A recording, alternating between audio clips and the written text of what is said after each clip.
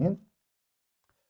네, 오늘은 다윗이 암몬 왕 하나스의 아들 한운에게 은총을 베풀었지만 한운은 다윗의 그 선의를 악으로 갚게 되는 사건을 기록하고 있습니다. 이를 통해서 하나님께서는 다시 한번 다윗의 왕국을 확장시키게 되는 그런 기회를 주시게 되는데요.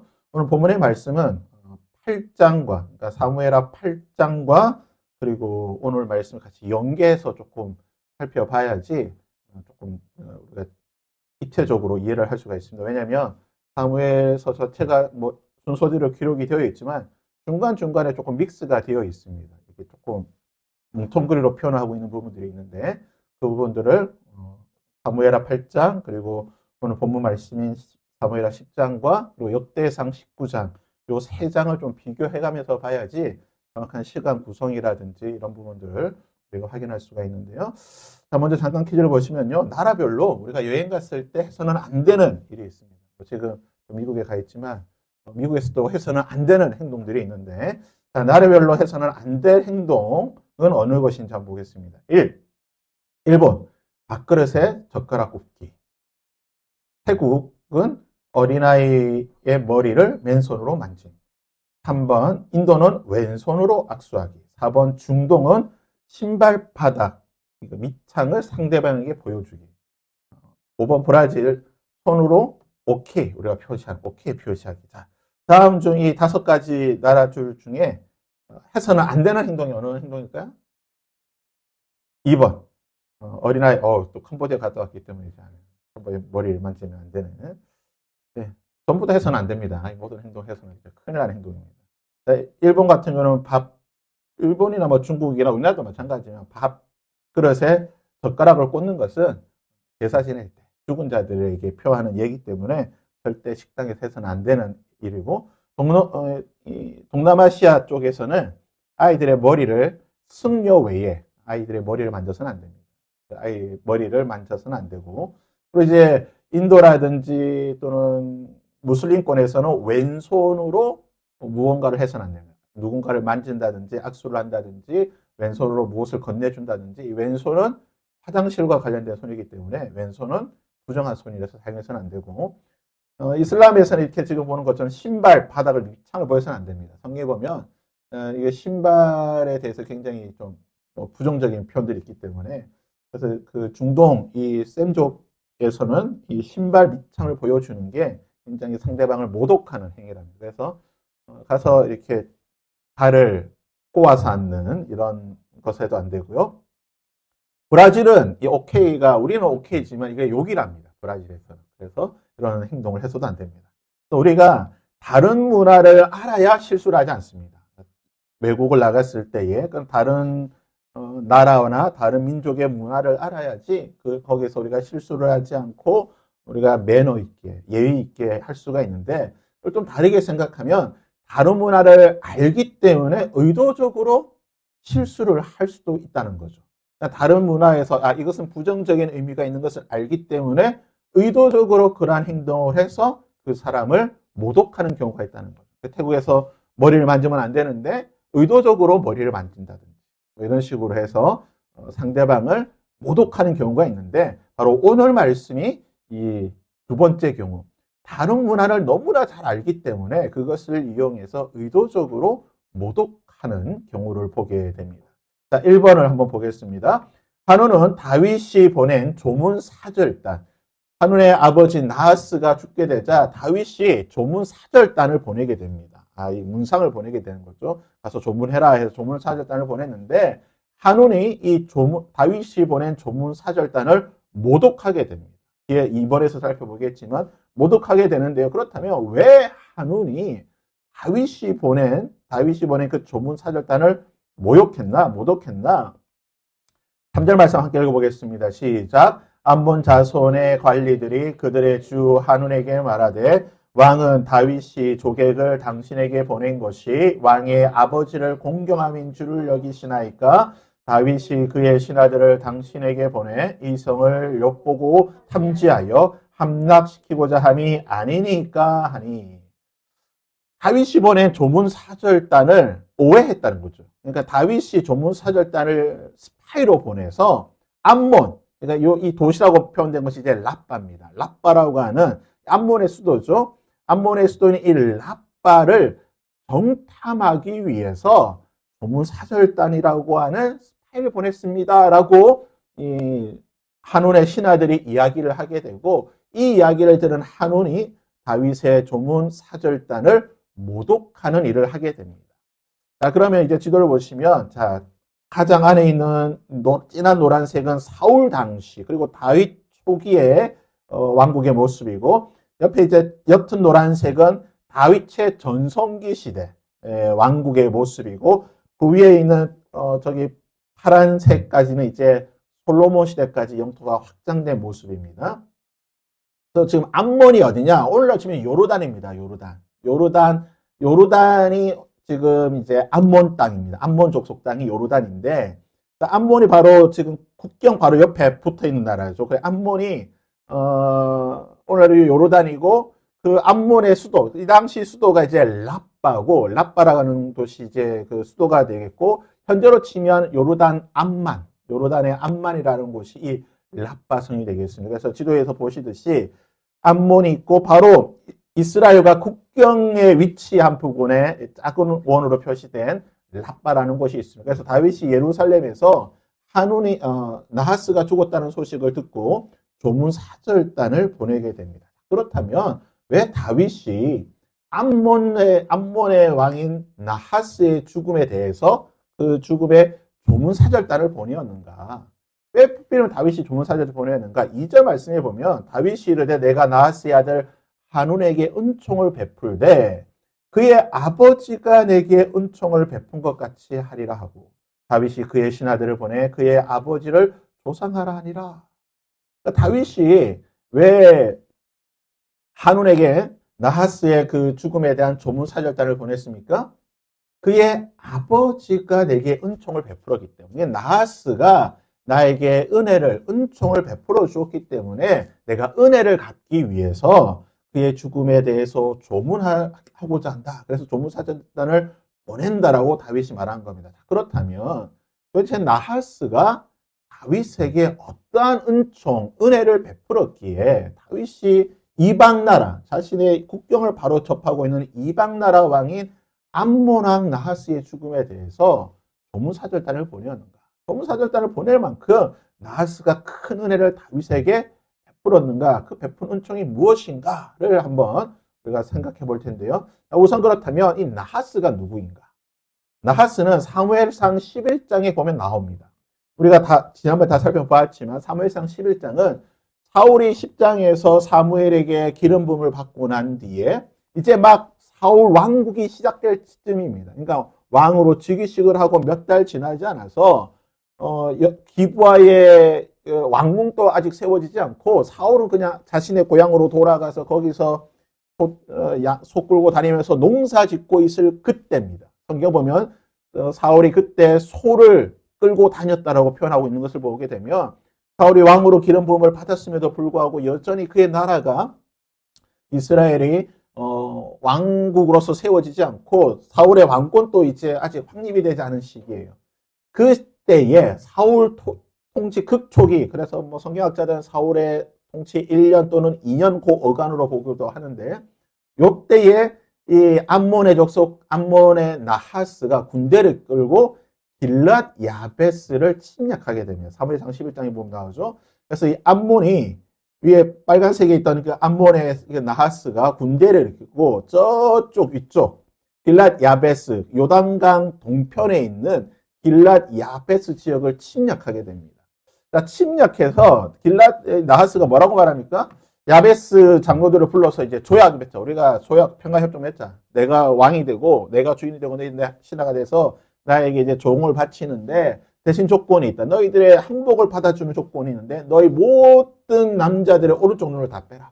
오른쪽 눈을 다 빼면 내가 너희들 다 살려주고 너희들은 내 종이 되고 나에게 조공을 바쳐라. 라는 이런 굴욕적인 조약을 맺을 것을 강요하게 됩니다. 그러자 그 야베스의 장로들이 우리에게 며칠만 시간을 주십시오. 우리가 한번 주변에 우리를 구해줄 사람이 있으면 그 사람들과 해서 우리가 전쟁할 것이고, 우리를 구해줄 사람이 없으면 우리가 눈을 뽑아서 당신의 종이 되겠습니다. 하고 며칠의 시간을 벌고 난 뒤에 야베스의 장로들이 당시 막 기름 부음 받았던 사울에게 구원을 요청합니다. 왕이요, 당신이 왕이지 않습니까? 이스라엘 이제 왕이 되었으니까 우리를 지켜주십시오. 열방의 왕들처럼 우리를 지켜달라고 요청했을 때에 사울이 소를 끌고 있을 때 그 소식을 들어요. 소를 끌고 농사일을 하고 있는데 야베스의 장로들이 와서 그 이야기를 하게 되니까 성경을 보게 되면 하나님의 성령이 그에게 충만히 임하시고 그가 분노하여 일어나서 이스라엘 전 지역에다가 군대를 소집하게 됩니다.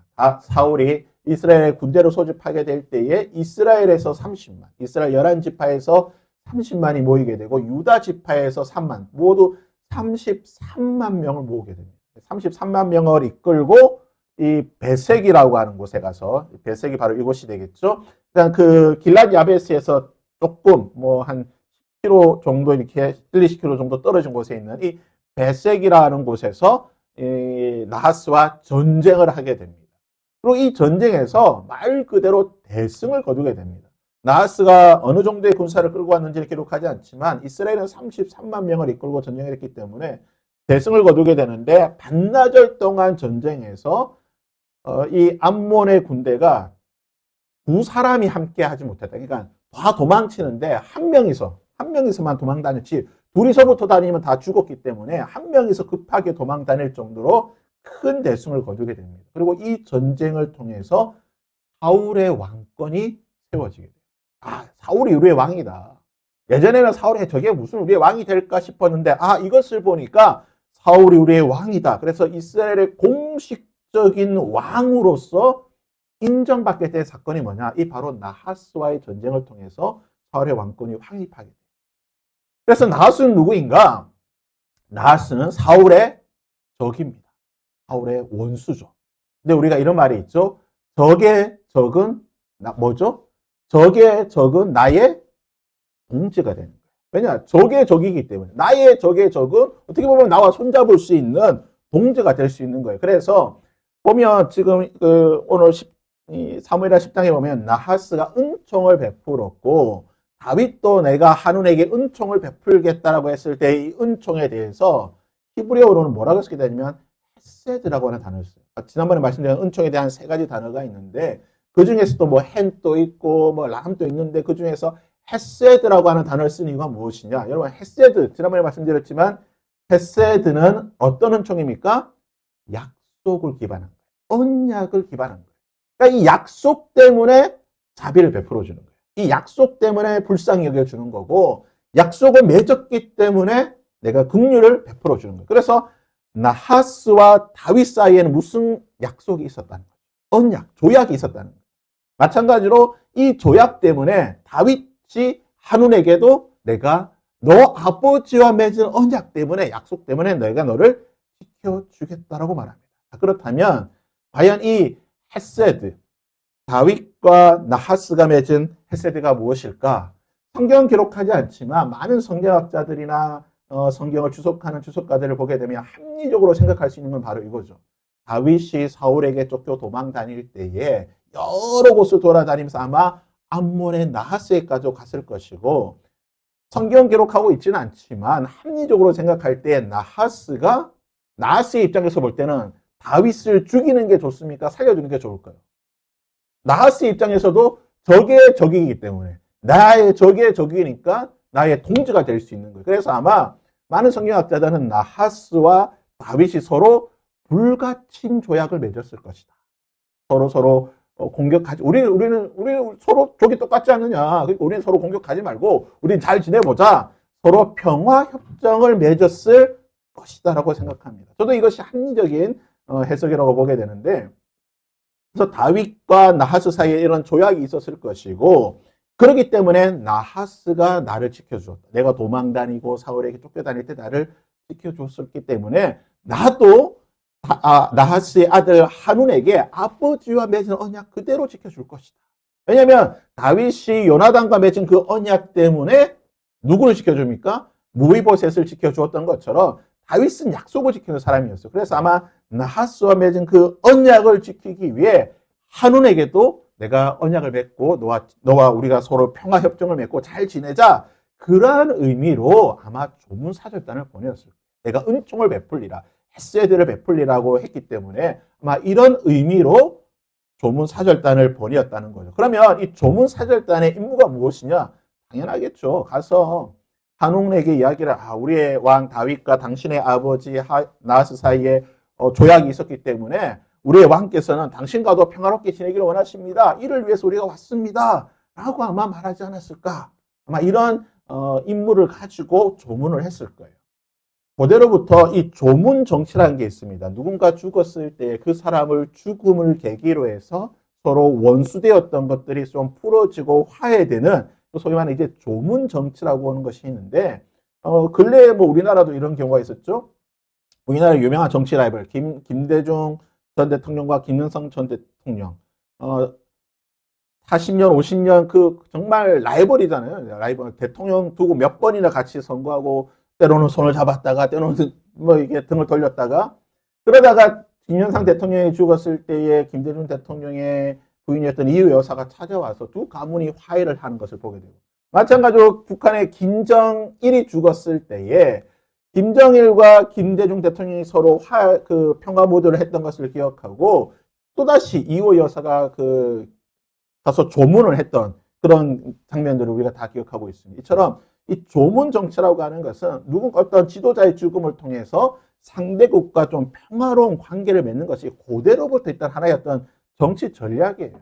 그래서 아마 다윗도 나하스의 죽음을 통해서 암몬이라고 하는, 어떻게 보면 자기 옆에 있는, 좀 귀찮잖아요. 어떻게 보면 옆에 이 가시와 같은 그런 암몬인데, 굳이 전쟁하기보다는 그냥 우리 좀 평화롭게 지내자, 내가 평화롭게 지내자는 의미로 보내었을 것인데, 그렇다면 왜 한웅과 그의 신하들은 다윗의 이 선의를 오판하였는가, 잘못 생각하였는가?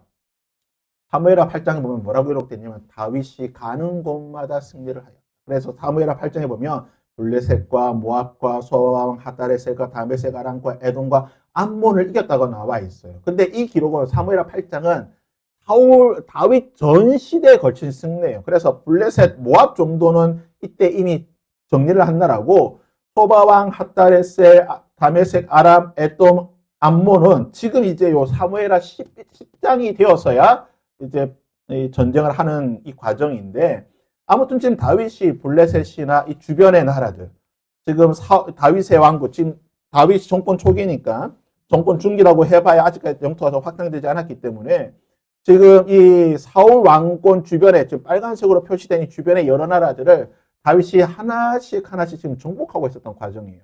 그러다 보니까 암몬족 속인 한운의 입장과 그리고 그의 신하들 입장에서는 지금 다윗이 우리와 평화를 맺자고 말하면서 자꾸 블레셋 공격하고, 옆에 모압, 자기 위에 있는 모압 공격하고, 저 밑에 있는 자꾸 그런 자기하고 친하게 지냈던 주변 나라들을 계속해서 공격하는 정복 전쟁을 하다 보니까, 이 어떻게 보면 당연한 거죠. 한운의 입장에서는 다윗의 진심을 알 수가 없는 거예요. 지금 우리랑 평화 협정을 맺고 뭐 은총을 베풀어 주겠다고 하면서 자꾸 우리 옆에 있는 나라를 공격해. 그러면 언젠가는 다윗이 나도 공격하지 않겠는가? 내가 다윗을 어떻게 해?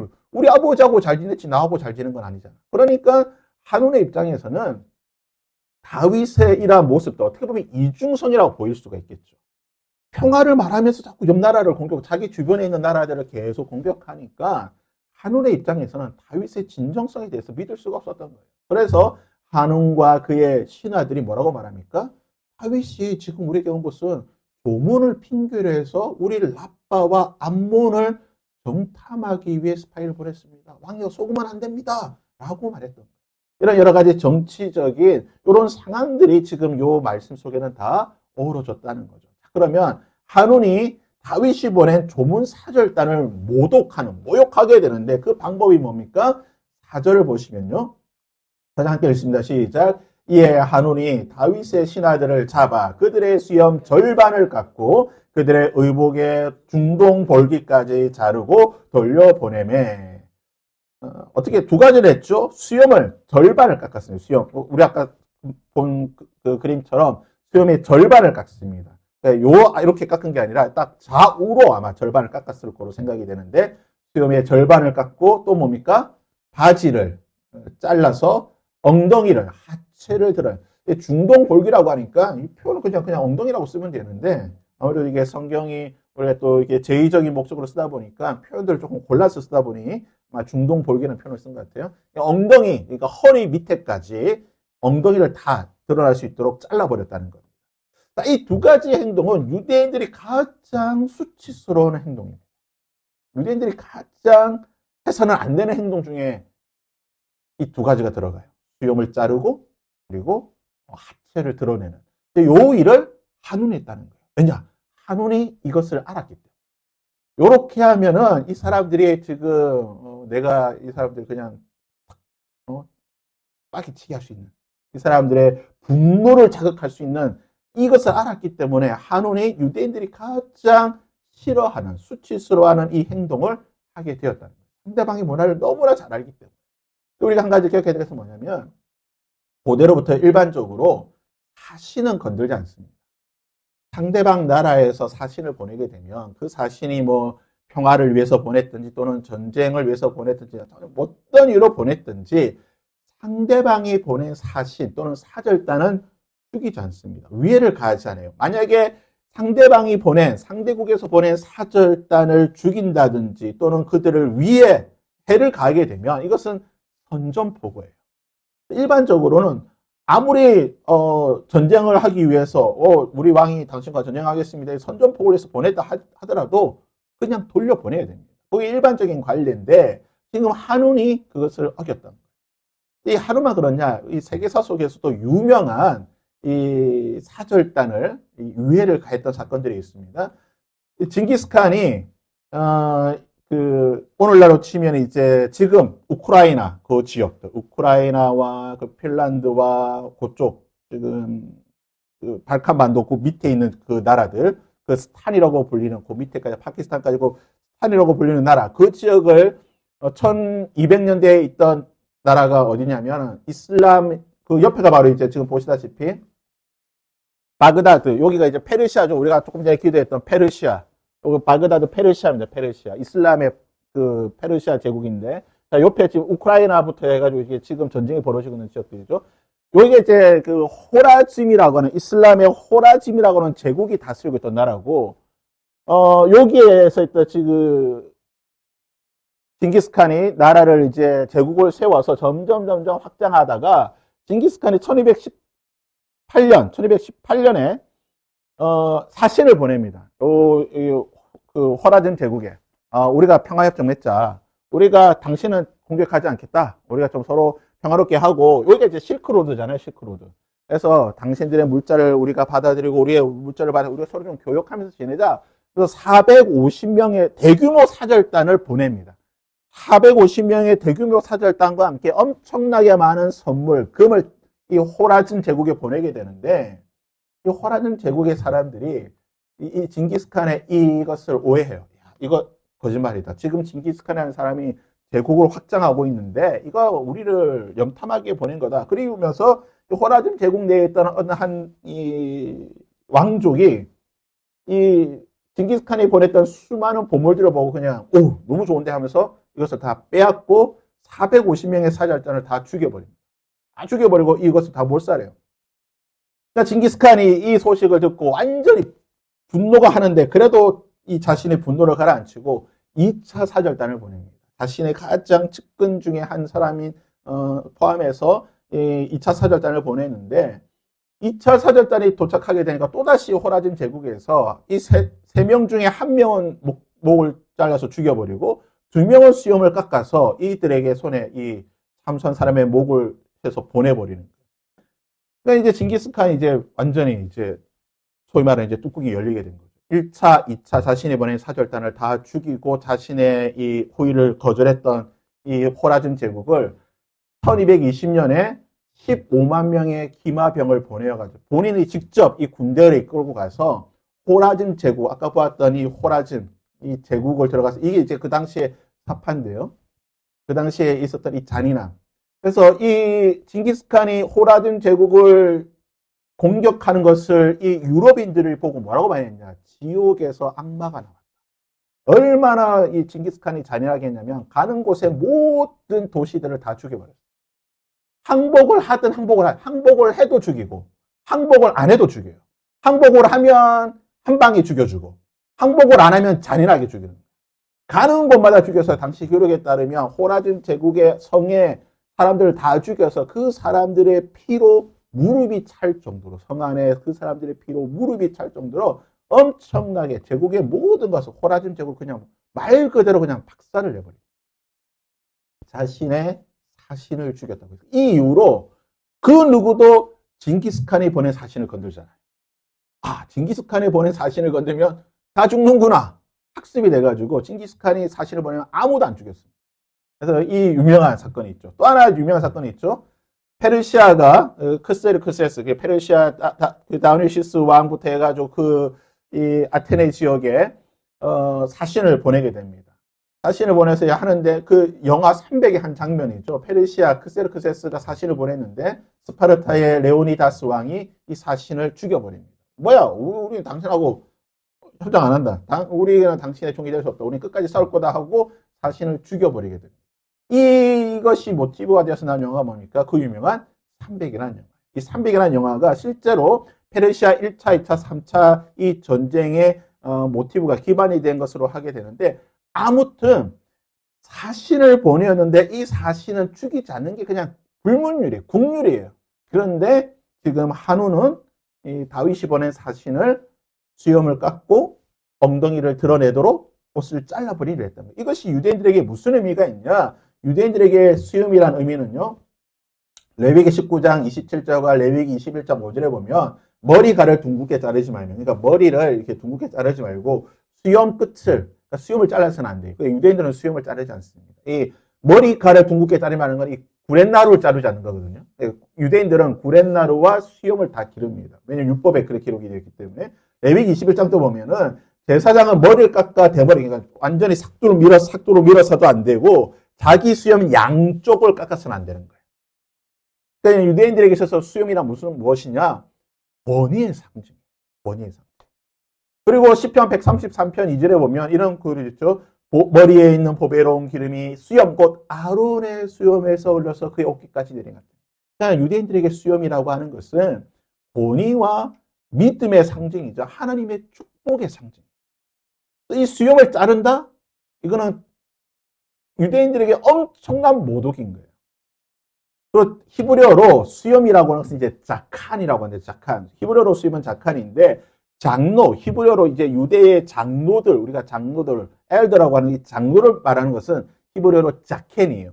근데 자칸과 자켄은 어원이 같아, 어근이 같아. 그러니까 똑같은 단어에서 나온 거예요. 그러니까 수염이 긴 사람이 장로인 거예요. 권위 있는 사람, 장로. 그러니까 수염이 길다, 수염이 길고 하얗고 머리가 백발이다, 이건 권위 있는 장로와 같은 사람이라는 뜻이고. 그 유대 문화에서는 수염은 자유인들만 기를 수 있고 노예들은 기르지 못해요. 수염에 길렀다는 것은 권위가 있고 하나님의 백성이고 자유인의 상징이에요. 그래서 이 수염을 잘랐다. 이거는 엄청난 모독의 행위입니다. 실제로 오늘날도 마찬가지로 유대인들 지금 보시면 정통파 유대인들 보면 이게 다 수염을 길렀어요. 다 구렛나루 다 기르고 있고, 구렛나루 안 잘라요. 유대인들은 다 기르고 있고. 이 같은 셈족이라고 할 수 있는 중동의 여러 나라를 또 보면 중동 아랍인들 보면 다 수염 기릅니다. 수염 안 기르는 사람 없어. 안 기르는 뭐 아예 수염이 없는 사람들은 어쩔 수 없지만 털이 나는 모든 사람은 다 수염 기릅니다. 왜냐? 이것이 자신들의 권위를 상징하기 때문에.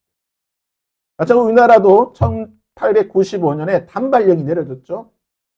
신체 발부 수지 부모라 해서 다 상투를 틀고 있는데 이걸 잘라라. 김홍집 내각이 단발령을 내렸을 때 태현이라든지 또는 그런 이런 아주 그런 쇄국주의 봉쇄 그런 수구파들이 어떻게 했습니까? 내 목은 자를지언정 내 머리 상투는 자를 수 없다.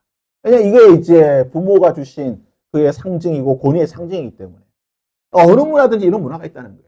그러니까 이것을 이용해서 지금 이 한운이 했다는 거죠. 근데 재미있는 사실은 아담의 세 아들 함과 야벳과 셈이 있는데 이 이제 세 아들이 각각의 이 중동의 여러 나라들의 그 뿌리가 되었는데 이제 야벳 같은 경우 쭉 해서 이렇게 쭉 저쪽으로 이제 흘러가게 되고 셈은 이제 이스라엘 족속의 어떤 계통의 어떤 그 조상들이 되는 거고 함은 저쪽 아프리카 쪽에 이제 조상들이 되는데 그래서 보통 이제 우리가 셈족이라고 할 때는 히브리와 아랍인들을 이제 셈족의 후손이라고 우리가 많이 칭하게 됩니다. 그래서 셈족은 문화가 대부분 다 비슷해요.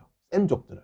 그러니까 중동이라든지 유대인, 이스라엘이라는 이런 셈 계열은 비슷하고 반대로 함족, 그러니까 이집트라든지 저쪽 아프리카는 문화가 달라요. 근데 셈족은 수염을 기르는 문화라고 한다면 함족, 이집트는 수염을 미는 문화예요. 수염을 기른다고 하는 것은 굉장히 상대방에 대해서 모독하는 행위라고 생각합니다. 그래서 실제로 보면 창세기 41장에 보면 요셉이 감옥에 있다가 꿈을 잘 해몽하니까 바로가 요셉을 부릅니다. 요셉을 불렀을 때에 요셉이 제일 먼저 한 일이 뭐냐? 그가 씻고 수염을 깎았다. 그가 씻고 수염을 먼저 깎았다. 옷 갈아입고 씻고 수염을 깎았다는 거예요. 왜냐? 상대방에게 내 수염을 더 수룩하게 하는 것은 그 사람에 대한 모독의 행위로 봤기 때문에 이 함족은 수염을 미는 전통이 있습니다. 그래서 실제로 이집트에 가서 여러 가지 피라미드라든지 또는 상형 그림이라든지 바로의 그림을 보면 대부분은 다 수염이 없어요. 다 맨들맨들한 사람이에요. 이쪽 사람들은, 함쪽 사람들은 다 맨들맨들합니다.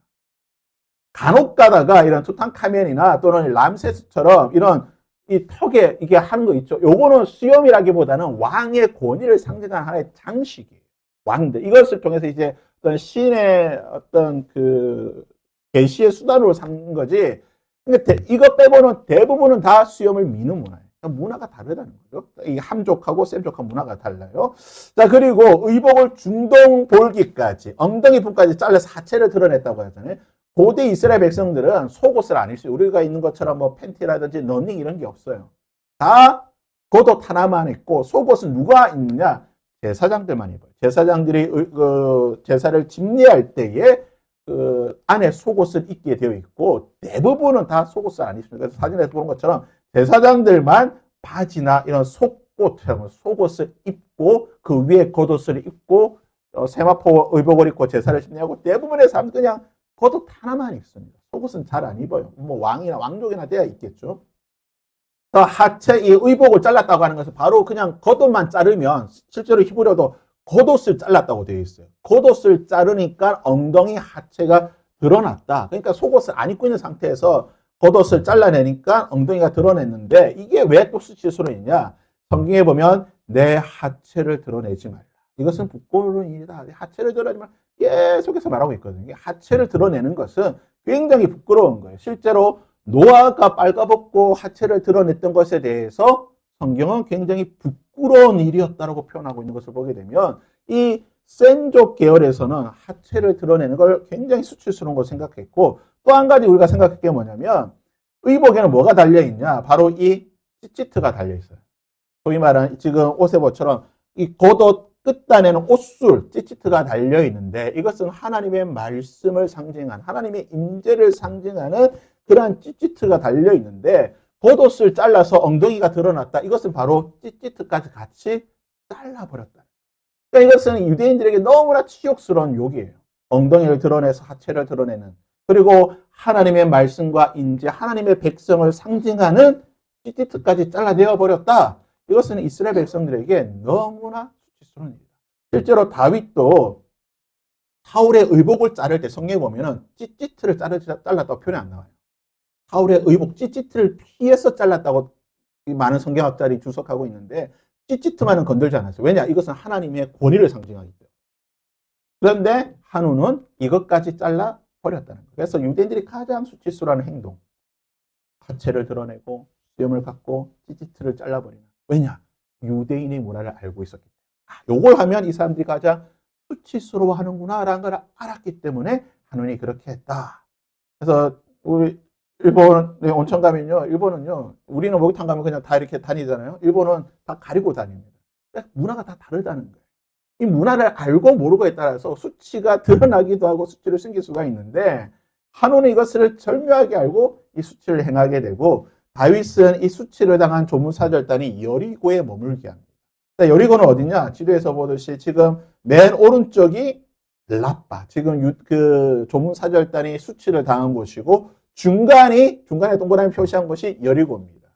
그리고 맨 왼쪽이 예루살렘이에요. 그래서 여리고에서 예루살렘까지 거의 뭐 하루 반나절 길 정도 왔다 갔다 할 수 있는 거리다 보니까 다윗이 오지 말고 수염 기를 때까지, 그러니까 대략 뭐 한 두세 달 정도 수염이 기를 때까지 잠시 머물러 있어라.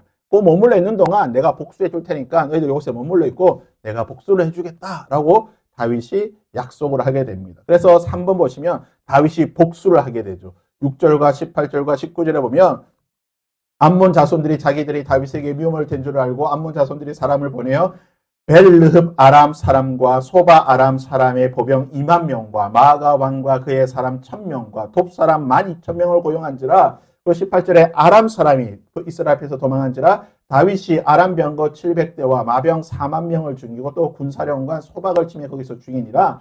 핫다렛에게 속한 왕들이 자기가 이스라엘 앞에서 패함을 보고 이스라엘과 확신하고 이스라엘을 섬기고 다시는 암몬 자손을 도와주지 않았다.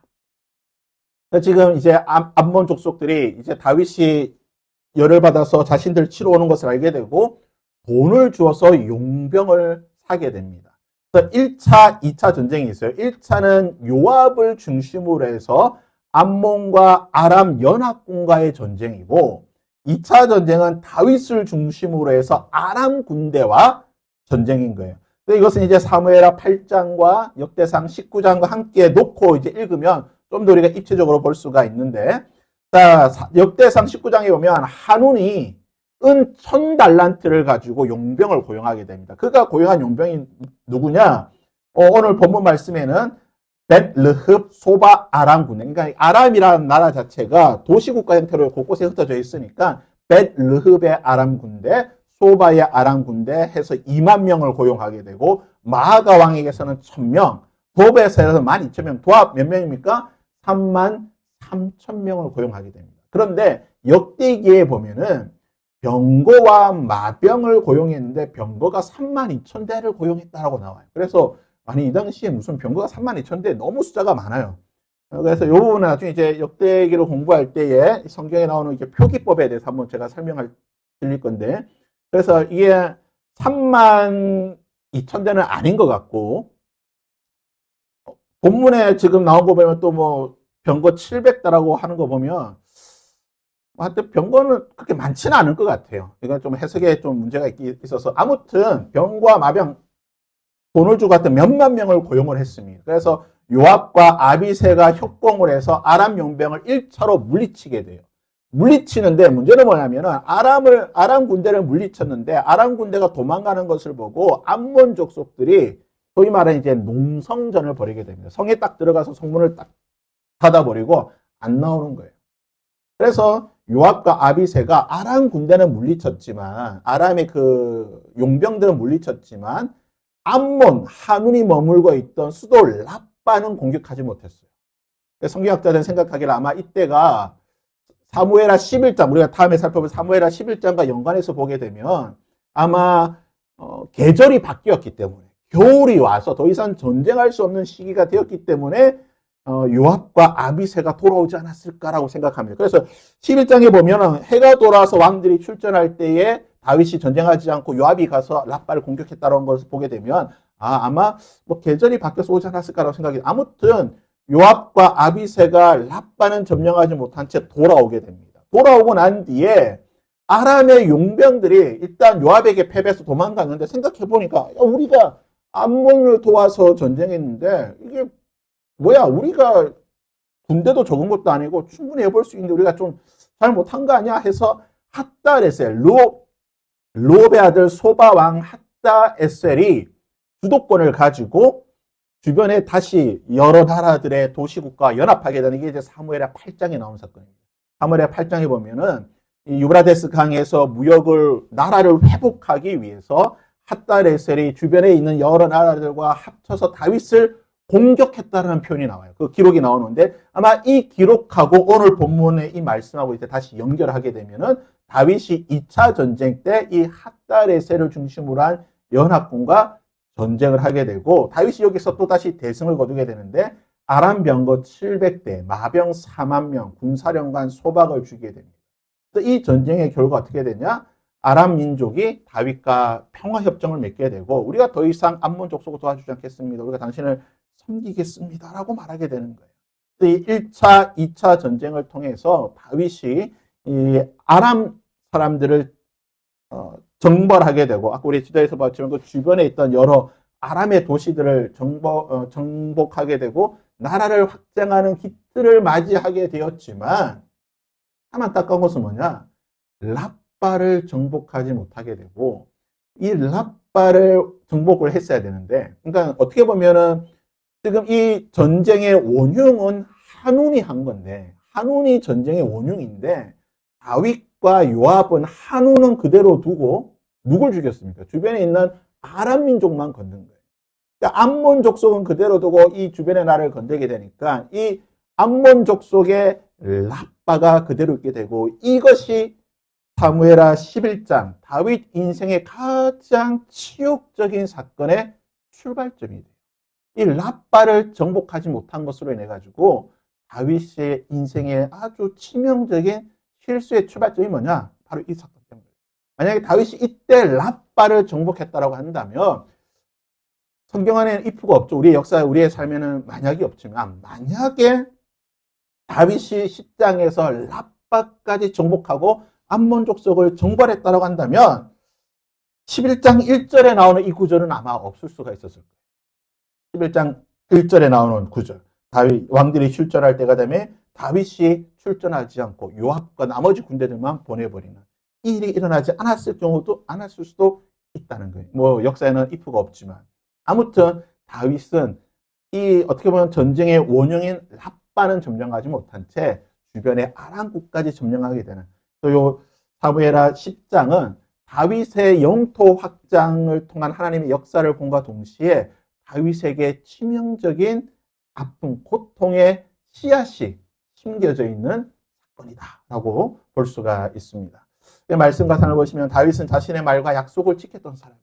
누구와 맺었든, 그가 요나단과 맺었든 하나님 백성과 맺었든 심지어는 이방인의 왕과 맺었던 약속이라 할지라도 다윗은 철저하게 약속을 지켰던 사람이에요. 자신의 부하들과 맺었던 그 약속대로 너희들은 수염이 기를 때까지 가만히 있어라. 내가 다 처리해 줄게. 자신의 부하들과 맺었던 그 약속도 지켰던 사람이에요. 그래서 다윗의 이런 모습들이 아마 하나님께서 기뻐하시고 하나님께서 좋아하셨던 모습이지 않는가라고 생각을 합니다.